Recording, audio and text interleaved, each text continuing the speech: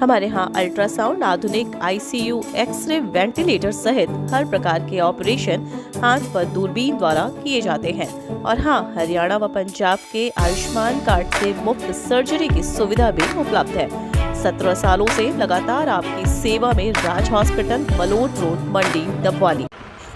नमस्कार, तेज हरियाणा से गुरविंदर पन्नू। सेमनाला टूटने के बाद हम इस वक्त उन खेतों में पहुंचे हैं जहां पर चारों ओर कई सैकड़ों एकड़ तक पानी ही पानी नज़र आ रहा है। लोगों की ढानियां पानी में डूब गई। सबसे पहले हम आपको तस्वीर दिखाते हैं, क्योंकि कनेक्टिविटी ख़त्म होने की वजह से लोगों को अब अपने घरों से बाहर जाने के लिए ट्रैक्टर का सहारा लेना पड़ रहा है। हम आपको तस्वीर दिखा रहे हैं। ये वो ढानियों के लोग हैं जहाँ पर पानी घुसने की वजह से घर का पूरा सामान तो लोगों को सुरक्षित जगह पर लेकर जाना पड़ा है, मगर अब वहां तक दोबारा से पहुंच बनाने के लिए ट्रैक्टर का सहारा लेना पड़ रहा है और एक गंतव्य से दूसरे गंतव्य तक पहुंचने के लिए ट्रैक्टर का इस्तेमाल हो रहा है। कैमरामैन से गुजारिश करूँगा आपको दूर तलक तस्वीर दिखाए। जहाँ तक आपको कैमरा दिखा पा रहा है वहाँ आपको तालाब पूरा नज़र आएगा। यानी सबसे बड़ी अगर गेहूं की फसल को आप देखेंगे तो ज़्यादा हिस्सा गेहूं की फसल का आपको नज़र आता है, वो पूर्ण तरीके से ख़त्म हो गया है। कुछ एक खेत हैं जहां पर गेहूं का पता चल सकता है, लेकिन ज़्यादातर जो हिस्सा है, सामने जो पूरा आपको तालाब नज़र आ रहा है, शायद 20 एकड़ के आसपास की जगह होगी, ये पूरी चौपट हो चुकी है। इसके ऊपर भी पानी है, हर जगह पानी ही पानी है। और दूसरी बड़ी बात, हम आपको एक ढानी दिखा रहे हैं। हम इस वक्त भी एक ढानी की छत पर हैं और दूसरी ढानी की तस्वीर दिखाते हैं। इस पूरे घर में पानी घुस चुका है। चारों तरफ से पानी आने की वजह से छतों में दरारें आ गई हैं, दीवारों में दरारें आ गई हैं, काफ़ी मकान गिर भी चुके हैं। इसके अलावा हम आपको एक और ढानी दिखाना चाहेंगे। सामने जो तस्वीर हम आपको दिखा रहे हैं, इस ढानी का भी यही हाल है। पूर्ण तरीके से पानी में ये भी घर डूब चुका है। इसके अलावा आपको सफ़ेद जो सामने एक ढानी नज़र आ रही है, वो भी पानी से घिर चुकी है। और इस वक्त हम जिस घर पर हैं, उस घर में भी मकानों में दरारें आ गई हैं। और दूसरी तरफ हम आपको दिखाएंगे सड़क, जो कि डबवाली गांव से गांव जोगीवाला को जोड़ने वाला रोड है। पूर्ण तरीके से यहाँ पर भी तालाब जैसे हालात बने हुए हैं। देखिए, आप वाहन जो जा रहे हैं, बहुत ही धीमी गति में लोग जान जोखिम में डालकर यहाँ से गुजर रहे हैं, क्योंकि सड़क के कई हिस्से धंस चुके हैं और पानी भी यहाँ पर 1-1 से 2-2, 2.5 फीट तक पानी जमा हो गया है। यानी कि सबसे बड़ी मुश्किल जो यहाँ के 10-15 ढानियों के लोगों को आ रही है, उनकी आशियाने छूट गए हैं। उनको बच्चों सहित तमाम अपने दुधारू पशुओं के साथ दूर अपने तमाम रिश्तेदारों के पास उन्हें सहारा लेना पड़ रहा है, क्योंकि यहाँ पर पानी की गहराई ज़्यादा होने की वजह से ऐसा लग रहा है कि आने वाले 1 सप्ताह के अंदर भी हालात यहाँ पर सामान्य होने वाले नहीं हैं, क्योंकि ये एरिया बहुत नीचे पड़ता है। पूरा इलाका यहाँ के जो अगर ज़मीन देखेंगे आप, करीब यहाँ से सामने से 5 किलोमीटर लंबा जो एरिया है, वहाँ पर जाकर डूमनाली, जो डूमवाली का वो पूरा सेमनाला आता है, वहाँ से बांध टूटा था। तो ये पूरे 300, 400, 500 एकड़ का पूरा इलाका है जो पूर्ण तरीके से तालाब में तब्दील हो गया है। और हम आपको दिखा रहे हैं, हमारे साथ किसान भी यहाँ से जुड़ रहे हैं। सर, कैसे आप अपने ढानियों से बाहर जा रहे हैं, कैसे जाना पड़ रहा है सर आपको? हम अपने साधन से ट्रैक्टर वगैरह का इंतजाम करके जा रहे हैं। वैसे पैदल चलना तो मुश्किल है। कितना पानी है? कम इतना तो है, घुटनों के ऊपर, मतलब 2.5-3 फीट पानी है ना? ज़्यादा 4 फुट से 4 से 5 फुट मैक्सिमम। तो आपके घरों में भी सर पानी पहुंच गया है? जी बिल्कुल, मकान लगभग ख़त्म हो गए। तो आपने सामान वगैरह वहाँ से निकाल लिया बाहर? सामान बड़ी मुश्किल से निकाला। कुछ सामान तो रह भी गया, खराब भी हुआ है। तो काफ़ी दिक्कतें का सामना करना, प्रशासन का ने कोई साथ नहीं दिए अभी तक। सर, आपके पास कोई प्रशासन का अधिकारी आया है? कोई ढानियों में तो कोई नहीं आया। कोई कुछ नहीं आया? आगे पीछे कोई घूम रहा है तो हम कुछ कह नहीं सकते। आपके पास कोई नहीं आया? जी नहीं, एक भी आदमी नहीं।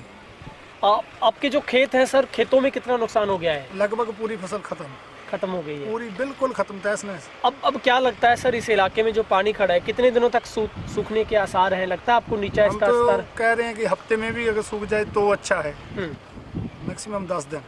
और सर, जिस तरीके से बदबू हम सब लोग महसूस कर पा रहे हैं, बीमारी फैलेगी, बहुत ज़्यादा भयानक बीमारी, कुछ भी हो सकता है, क्योंकि गंदी फैक्ट्रियों का पानी है। बीमारी तो फैलेगी, मलेरिया है या टाइफाइड, कुछ भी हो सकता है।